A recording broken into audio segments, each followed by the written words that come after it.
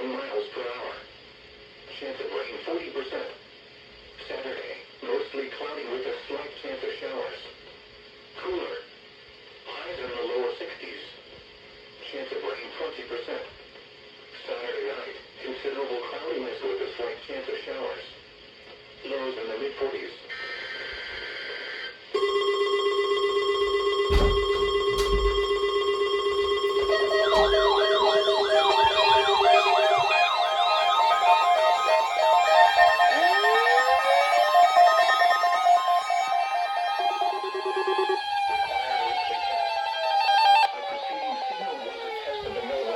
Public warning system.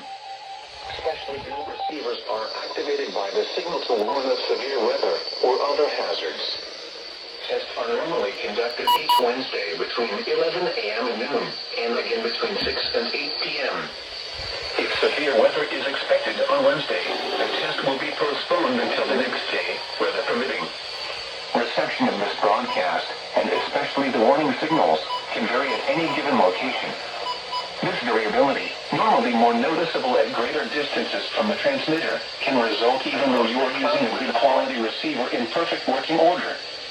Warning alarm tones are activated on transmitters for counties where the signal is reliably received in sufficient strength for consistent and dependable service.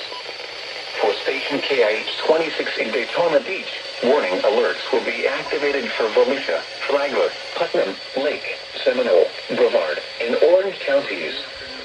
For station KIH 63 in Orlando, warning alerts will be activated for Brevard, Lake, Orange, Osceola, Polk, Seminole, and Volusia counties.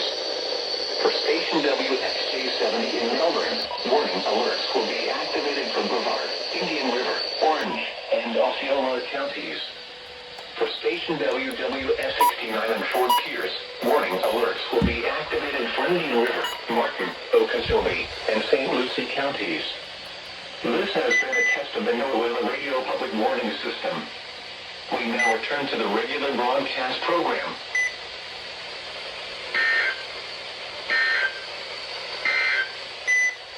The forecast for the Orlando NOAA Weather Radio listening area.